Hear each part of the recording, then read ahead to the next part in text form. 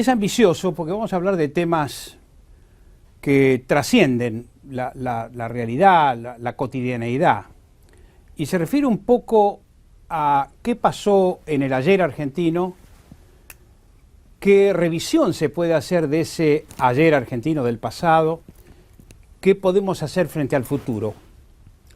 Hoy hemos invitado a un héroe de las Malvinas, Teniente Coronel Emilio Nani. Gracias por estar aquí, Emilio. Gracias, Daniel, a ustedes. Voy a leer el currículum del Teniente Coronel Emilio Nani.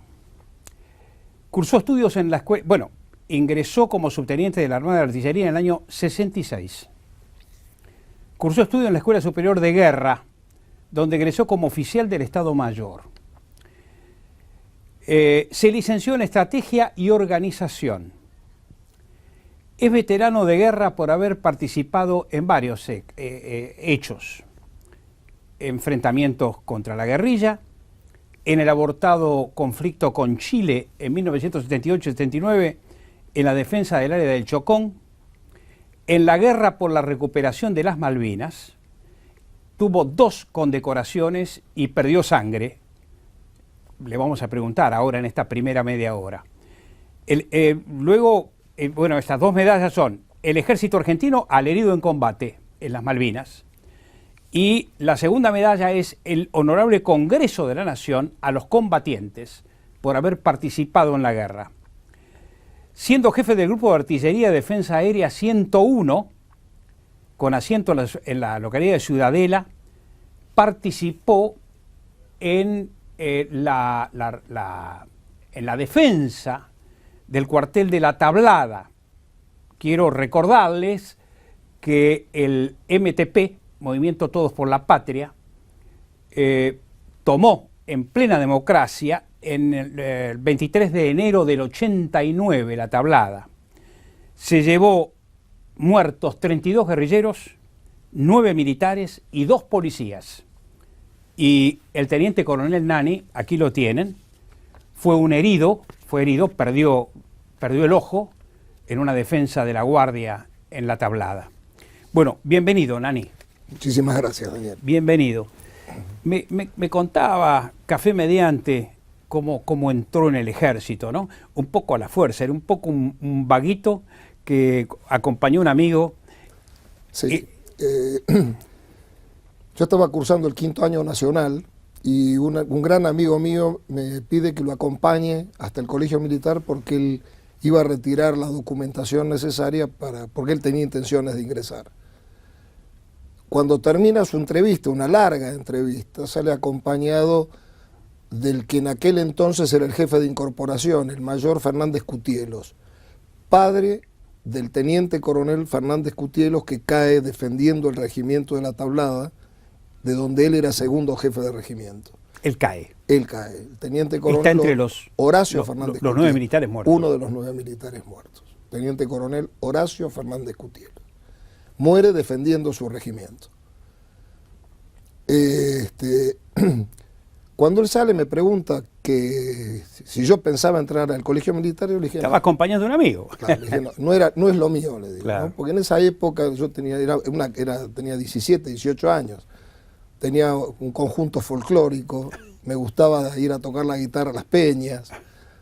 La verdad que nunca se me ocurrió entrar en una carrera tan estructurada, tan rígida, con una disciplina tan complicada, ¿no? Y bueno, esas cosas que, como digo siempre, que Tata Dios nos tiende la mano y nos pone un camino, un día se me da por ojear esa documentación que me habían dado y me pica un bichito. Y lo firma. Firmo e ingreso al colegio. Cuando le digo a mi madre que iba a entrar al colegio militar, por supuesto, fue una gran carcajada, ¿no? Porque ya... Vos no servís para militar. Y ni para nada, no solamente para ser militar. Y cuando egreso como subteniente y voy al Chaco, mi primer destino, Grupo de Artillería 7 de Resistencia Chaco. Y cuando me entregan mi primera clase, mi primera sección de soldados chaqueños, 90% analfabetos, del monte chaqueño, la masa, pero una gente maravillosa, maravillosa. Y ahí me di cuenta de todo lo que se podía hacer. Y me enamoré de la profesión militar. Y hoy le digo, hoy naciera 100 veces sería militar. Pues soy un enamorado de la profesión militar.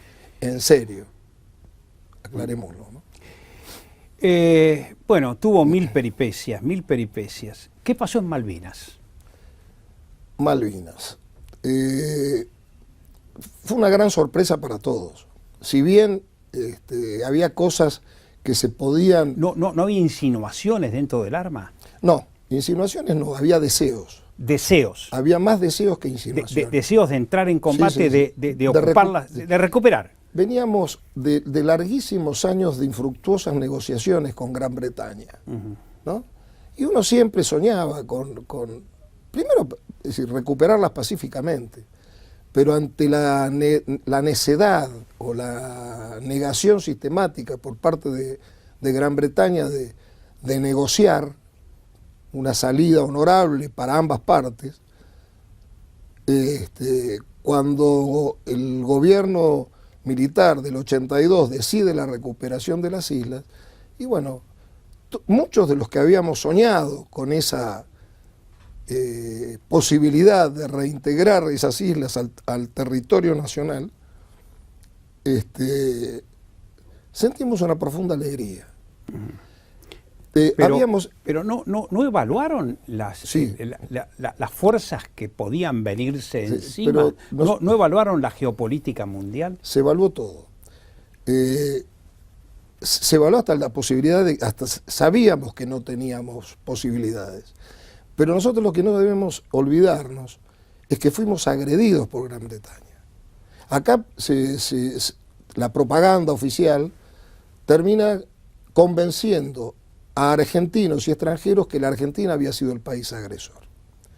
Y se olvida que Argentina fue agredida en Georgia en marzo de 1982. Ahí es cuando detienen a Astiz. Cuando lo detienen a Astiz, pero antes de detenerlo a Astiz lo detienen después del 2 de abril. El 28 de marzo de 1982, los ingleses envían tropas y naves de guerra para desalojar a un grupo de operarios civiles pertenecientes a una empresa civil que había hecho convenio con una empresa inglesa para desmantelar una factoría ballenera en Georgia. Los ingleses eso lo interpretan, comillas, como un acto de agresión. Y yo creo que ambas partes utilizaron la excusa para solucionar problemas políticos. Es decir, Margaret Thatcher tenía complicados problemas políticos. Eso lo dice von Clausewitz y lo dicen todos los teóricos, ¿no? Los problemas políticos se resuelven a los palos. A los palos. Y en la Argentina el proceso militar de esa época no estaba pasando por su mejor momento. Entonces yo creo que ambas partes utilizaron esa excusa para fortalecerse políticamente. Por supuesto, Inglaterra en una posición muy superior a la nuestra, pero bueno, la decisión parte de la necesidad de dar respuesta a la agresión. Unos podrán decir, bueno, pero no estaban preparados. ¿Usted llega el primer día? Yo llego el 13 de abril. O sea...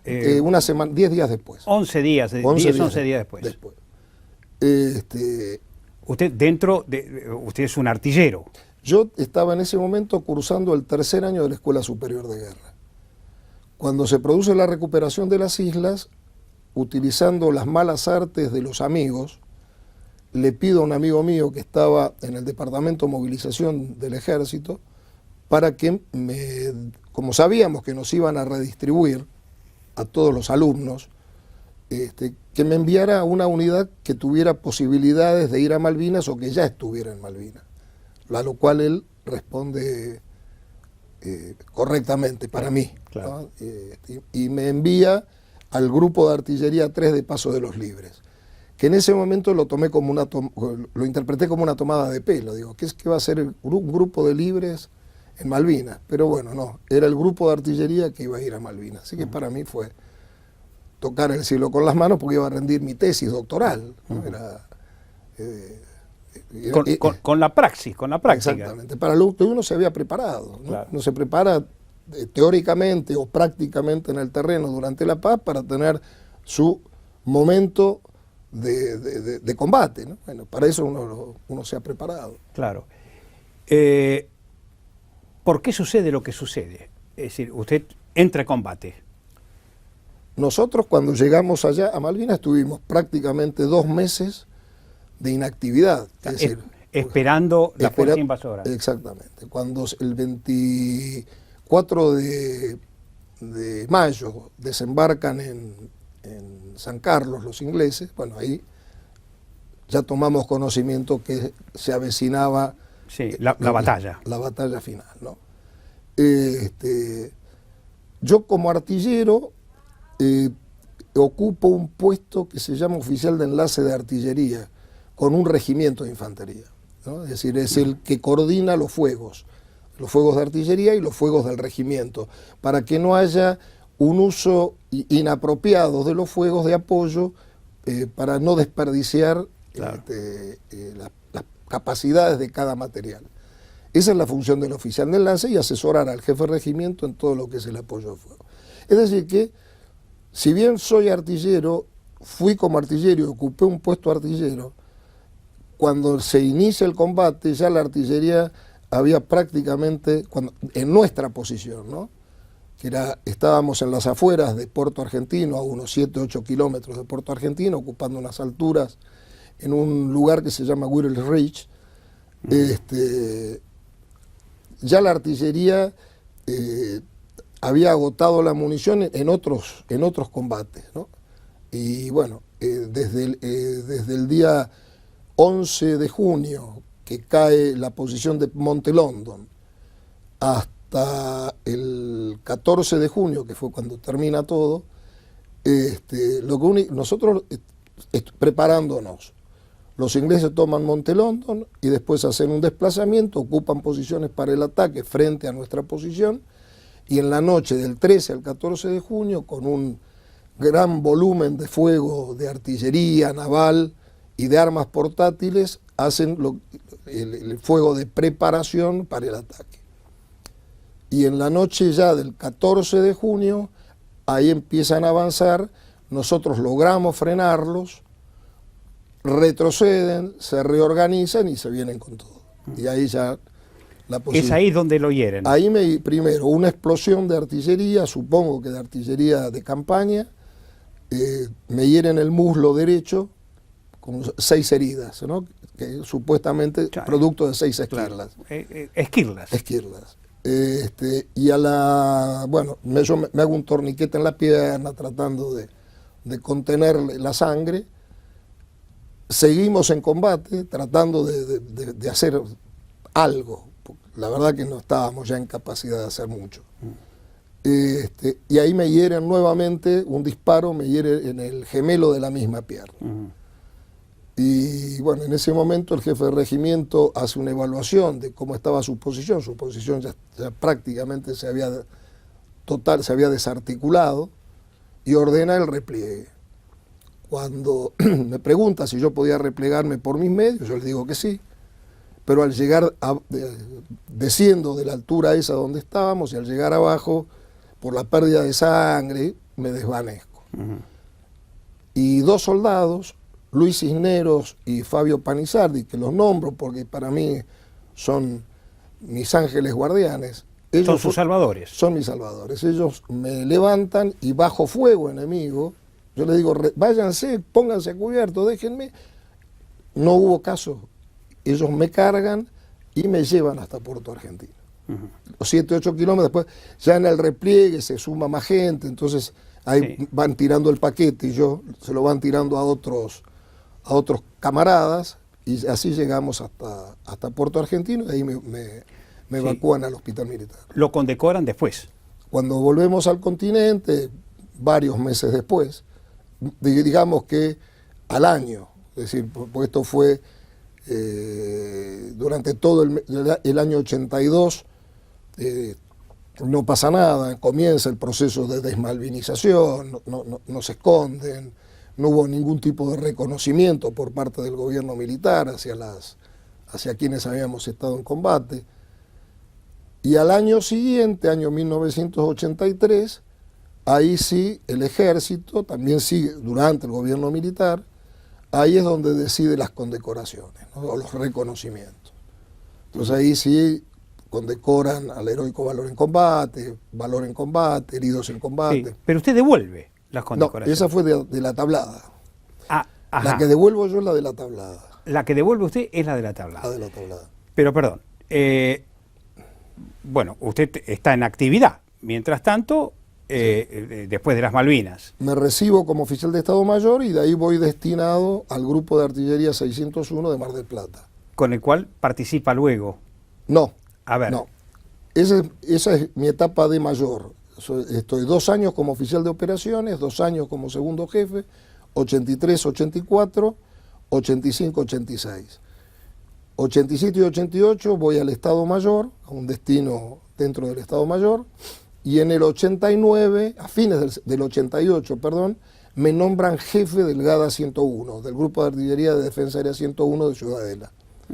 28 de diciembre del 88. Bueno, quiero recordar, el 23 de enero del 89, un grupo llamado Movimiento Todos por la Patria, donde había muchos ex militantes y ex guerrilleros del ERP, toman el regimiento de la Tablada con el pretexto o con el argumento o con la bandera de que se venía un golpe de Estado. Esto lo comento como un recordatorio fundamental. Y lo hacen y entonces toman el cuartel de la Tablada con un gran poder de fuego, con un centenar y más de combatientes, donde hay incluso abogados y como decía, ex militantes del ERP. Todas las fuerzas militares plantean la defensa y ahí aparece otra vez más Emilio Nani. Cuando me dan la novedad del ataque al regimiento, yo ordeno el alistamiento de mi unidad, pido autorización para marchar sobre la Tablada, para participar en la recuperación del regimiento. Cuando llego al regimiento de la Tablada sobre las 9 de la mañana, 9:30 de la mañana, dispongo que yo había ido con 3 cañones de artillería de defensa aérea y una sección de oficiales y suboficiales organizadas como infantería, como una sección de infantería. Despliego en el terreno el personal, ingreso al regimiento con uno de los cañones y en el momento en que en medio de un tiroteo feroz. Cuando escucho una voz que me dice: jefe, atrás suyo en la guardia hay terroristas que tienen a soldados como rehenes. Y ahí cometo la imprudencia que no debe cometer jamás un jefe. ¿Qué hace? Encabezo el intento de rescate. Bueno, hay muchos ejércitos donde los oficiales van adelante. No, sí, pero... en combate. Sí, pero yo dejé el grupo descabezado. Ah, este es ¿no? otro problema. Cuando a mí Problema me... de estrategia importante. Claro, es decir, pero tenía mi gente con el enemigo enfrente, con un objetivo que yo no los podía distraer, pues ya tenían las órdenes claras de qué era lo que tenían que hacer. Y yo miro para atrás y me queda acá que hay soldados de rehenes, y yo, si había algo que no podía aceptar, que hubiera soldados de rehenes. Entonces encabezo con 2 policías el intento de ingreso a la guardia para rescatarlo, y en el momento que voy a ingresar recibo el impacto en la cara. Un escopetazo. Algo muy fuerte. Algo muy fuerte que le hizo perder el ojo. Exactamente. Bueno, y a partir de ahí ya quedé fuera de combate, de ahí me evacuaron. Esto también es importante que lo sepan, para ver con qué nos enfrentamos, porque esta es la misma gente con la que nos enfrentamos en los 70. Ingresa una ambulancia para trasladarme y le tiran un lanzagranadas a la ambulancia. Cuando yo estaba dentro de la ambulancia, largan una lanzagranada que digo que Tata Dios protege. Cuando a mí me hieren, mi primer pensamiento fue hacia la Santa María la Virgen. Y acá estoy. Cuando me meten en la ambulancia, le disparan con un lanzagranadas que desprende el tanque de combustible. No explota el lanzagranadas, explota a metros de la ambulancia. Ambulancia con cruz roja, color blanco, no había ninguna duda de que era una ambulancia. Con lo que queda de combustible en la cañería se llega a Avenida Crovara, de ahí me trasladan a otra ambulancia, de ahí un helicóptero y del helicóptero al Hospital Churruca, homenaje a la gente del Churruca también. Lo condecoran. A los meses de eso me condecoran, es decir, no... Van presos los capturados. Se los juzga, se los condenan, condecoran a varios de los que participamos en el combate. A mí me da la condecoración la Nación Argentina al herido en combate. Los terroristas son juzgados y condenados por un tribunal. Hay incluso un sacerdote, Puijané. Son condenados. Pasa el tiempo, de la Rúa presidente, empiezan las presiones sobre de la Rúa, un hombre débil de carácter, muy influenciable, que comete la torpeza de caer en la trampa y les conmuta la pena. Cuando empieza todo ese proceso que duró durante todo el 2001, porque de la Rúa pretendía que fuera una ley sacada por el Congreso, después pretendió, cuando el Congreso le dijo que no, pretendió que la justicia fuera la que fallara de alguna manera para lograr la libertad de esta gente, le dijeron que no, entonces él, de acuerdo a sus atributos de presidente de la Nación, les conmuta la pena, menos a Gorriarán Merlo, a Roberto Felicetti, a la mujer de Gorriarán Merlo. Esos son los únicos que quedan excluidos de la conmutación de penas. Pero usted devuelve la medalla. Cuando en ese proceso yo le mando una carta de la Rúa diciéndole que si él continuaba en esa intención de dejar en libertad a los terroristas que habían atacado el regimiento de la Tablada, en democracia. Sí, hay que subrayar gobierno de Alfonsín, un gobierno que llegó con muchísimas esperanzas en el pueblo argentino porque era el primer gobierno democrático después del gobierno militar de los 70. Una verdadera locura. Es decir, no había ningún fundamento, porque aparte no había ningún fundamento para una locura de esa naturaleza. Entonces le mando una carta pidiéndole una audiencia, no me responde, le envío otra carta diciéndole que si él continuaba en eso no iba a tener más remedio que manifestar mi desagrado y mi desacuerdo devolviéndole la condecoración que durante tantos años yo había lucido con muchísimo orgullo. Tampoco me responde. Me responden sí con operaciones políticas, el ministro de Defensa, López Murphy, que pretende desaconsejarme que continuara en esa intención, que por supuesto había sido profundamente meditada esa decisión, porque no era una decisión violenta, era una manifestación de desagrado, nada más.